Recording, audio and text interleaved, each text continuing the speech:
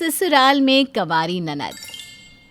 दीक्षा और रवि पहले नौकरी के सिलसिले में बाहर रहा करते थे, पर अब रवि की बदली उसी के शहर कानपुर में हो गई थी, जहां उसके माता पिता और बहन रहा करते हैं। दीक्षा भी खुश थी क्योंकि शादी के बाद वो अपने ससुराल में ज़्यादा नहीं रह पाई थी। दीक्षा और रवि अपने सामान के साथ घर आते हैं। अच्छा हुआ बहू, तुम दोनों यहाँ वापस आ गए। अब मुझ बूढ़ी से तो ये घर और ये रुचि की जिम्मेदारी नहीं संभलती। अब तुम दोनों ही इसकी शादी का जिम्मा उठा लो। क्या माँ, जब देखो मेरी शादी के पीछे पड़ी रहती हो। इतना खटकती हूँ क्या मैं तुम्हें इस घर में? पर अब तो भाभी आ गई है, मैं तो इनके साथ ही रहूँगी। माँ तुम चिंता ना करो, हम अब आ गए ना, हम सब देख लेंगे और इस रुचि की बच्ची को भी देख लेंगे। भैया! घर पे आने के बाद दीक्षा और रवि खुश थे, पर रुचि की आदत उन्हें अब परेशान करने लगी थी। रुचि, आज तो फिर यहाँ मेरे कमरे में बैठी है। अरे तो मैं अकेले क्या करूं? इसलिए मैं भाभी के साथ यहाँ टीवी देख रही हूँ। ठीक है, पर अब जा, मैं बहुत थक गया हूँ, मुझे आराम करना है। तो करिए ना आराम, मैं टीवी बंद कर देती हूँ। भाभी और मैं मैगजीन पढ़ लेंगे, क्यों भाभी? अब हाँ। रुचि, दीक्षा को छोड़, तू जा बाहर जाकर टीवी देख ले। मुझे अकेले मज़ा नहीं आता। चलिए ना भाभी, हम साथ में चलते हैं। अरे सुन तो। अरे यार, मुझे अपने बीवी के साथ ही वक्त नहीं मिल रहा। ये रुचि भी ना कुछ नहीं समझती। रवि और दीक्षा को अब रुचि की वजह से एक दूसरे के लिए वक्त नहीं मिल पा रहा था, क्योंकि रुचि की दखल अंदाजी बढ़ती ही जा रही थी। रुचि, तुम क्यों तैयार होकर बैठी हो? मैंने तो दीक्षा से कहा था पार्टी के लिए तैयार होने को। मैं भी आप लोगों के साथ चल रही हूँ भैया। वैसे भी ना मैं घर में रह के बोर हो जाती हूँ। पर ये मेरे ऑफिस की पार्टी है, तू क्या करेगी वहाँ चल के? मैं भाभी के साथ गप्पे मार लूंगी, और क्या। तू हर बात में जिद करने क्यों लग जाती है?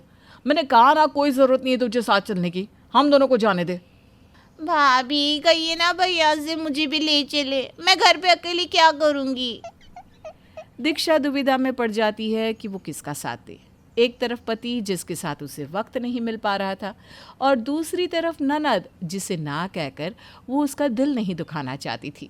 आखिर दीक्षा और रवि को ना चाहते हुए भी रुचि को साथ ले जाना पड़ा। पर वहाँ पार्टी में भी दीक्षा और रवि को ना एक दूसरे के साथ डांस करने का मौका मिला और ना ही साथ खाने का, क्योंकि उनके बीच में रुचि बार बार आ जाती थी। आज तो गजरे दीक्षा को दूंगा और कुछ वक्त छत पर उसके साथ बिताऊंगा। जब से कानपुर आए हैं, हम दोनों को एक दूसरे के लिए समय ही नहीं मिला। छत पर तारों के नीचे बैठकर दोनों ढेर सारी बातें करेंगे। दीक्षा, दीक्षा, ये देखो मैं तुम्हारे लिए क्या लाया हूँ। अरे वाह, गजरे, ये तो मुझे बहुत पसंद है। मैं जानता हूँ, तभी तो लाया हूँ तुम्हारे लिए। अब आप लाए हैं तो आप ही लगा दीजिए ना। हाँ हाँ, मैं ये तुम्हारे बालों में लगा भी दूंगा और फिर हम छत पर चलते हैं। ठंडी ठंडी हवा, झगमगाते तारे और तुम और मैं, बस। हाँ, हमने कब से एक दूसरे से ठीक से बात भी नहीं की। छत पर बैठकर हम आराम से एक दूसरे के साथ वक्त बिताएंगे। मैं ना हम दोनों के लिए गर्मा गर्म चाय बना कर लाती हूँ। हाँ ठीक है, पर सबसे पहले मैं गजरा लगा देता हूँ बालों में। और सुनो, ये रुचि को मत बताना कि हम छत पर हैं, ठीक है?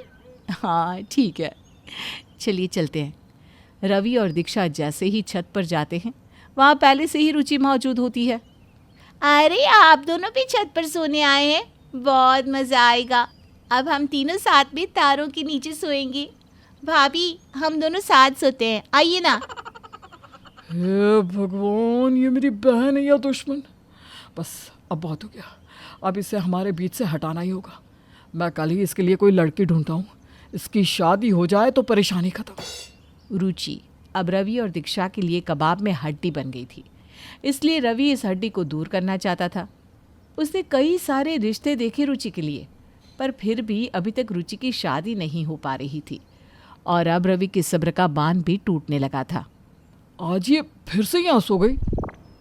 यहाँ बैठकर टीवी देख रही थी, थक गई तो यहीं सो गई। हर दिन कुछ ना कुछ बहाना करके यहाँ सो जाती है। कभी कमरे में डर लग रहा है इसको, कभी थक गई है, कभी भाभी के साथ सोना है तो कभी कुछ तो कभी कुछ। पर अब हम कर भी क्या सकते हैं?